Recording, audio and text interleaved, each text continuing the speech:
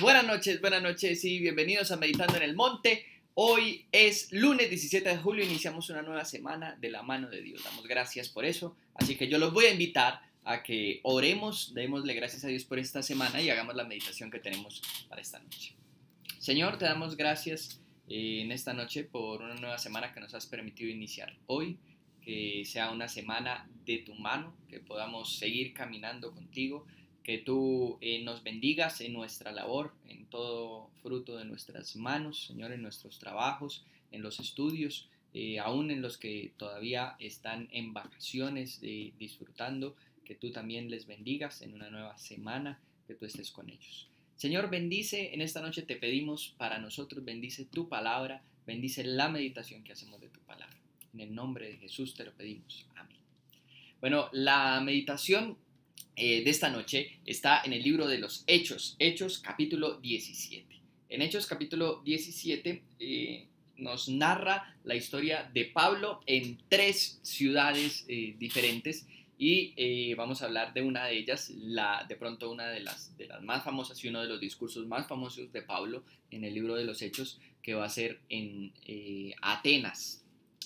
Allí él presenta uno de los discursos más famosos. Pero antes de ese discurso, vamos a ver la actitud de Pablo, vamos a leer la historia desde donde comienza en Atenas, está en Hechos capítulo 17, yo les voy a leer los versículos 16 y 17.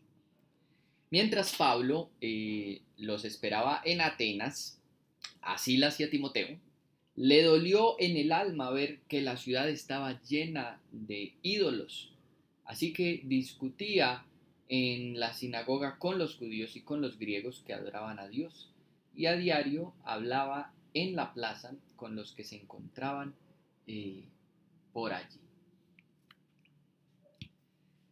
Pablo tiene una actitud cuando entra en Atenas. Él está a la espera de sus colaboradores que habían quedado en la ciudad anterior en Berea, y de Silas y de Timoteo. Pero mientras Pablo está solo, tiene la oportunidad de ver, nos relata esta historia en Hechos, ver que la ciudad estaba llena de ídolos. Y dice que le dolió en el alma. Y hay algo que nosotros como cristianos no podemos perder y debemos orarle a Dios. No podemos perder y oramos a Dios para no perder la sensibilidad hacia lo que está pasando fuera de la iglesia, hacia lo que está pasando en el mundo, hacia dónde corre el mundo y el desenfreno del mundo. Y eso es algo que Pablo tenía en su vida. Pablo llega a Atenas y Pablo ve todos los ídolos, toda la idolatría en la ciudad de Atenas. Y Pablo dice que le duele en el alma. Porque le duele, porque sabe que las personas están perdiendo sin conocer de Dios.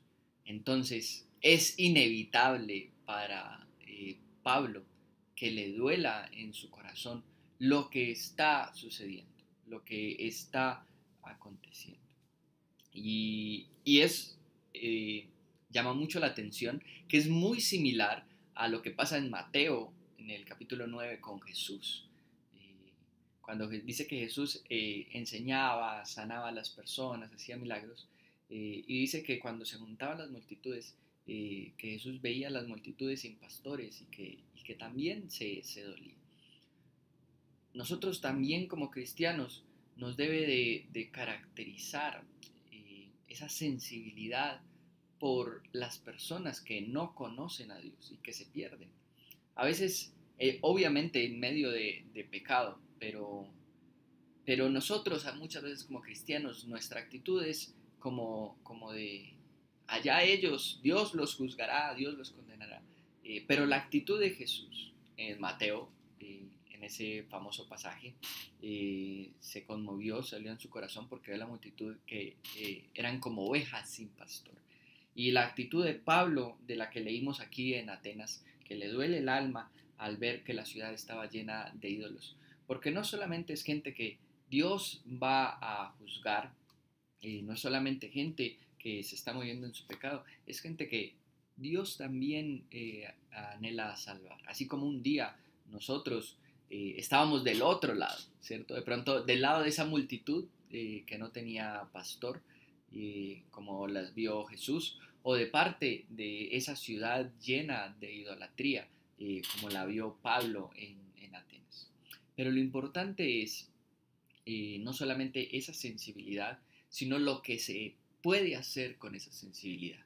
Oramos a Dios para que nos dé sensibilidad de las dificultades que pasa nuestro mundo, de las dificultades que pasa nuestra generación, de todo lo que está aconteciendo a nuestro alrededor, de que seamos sensibles a ese pecado, a esas multitudes sin pastor, a esa idolatría que hay en las ciudades.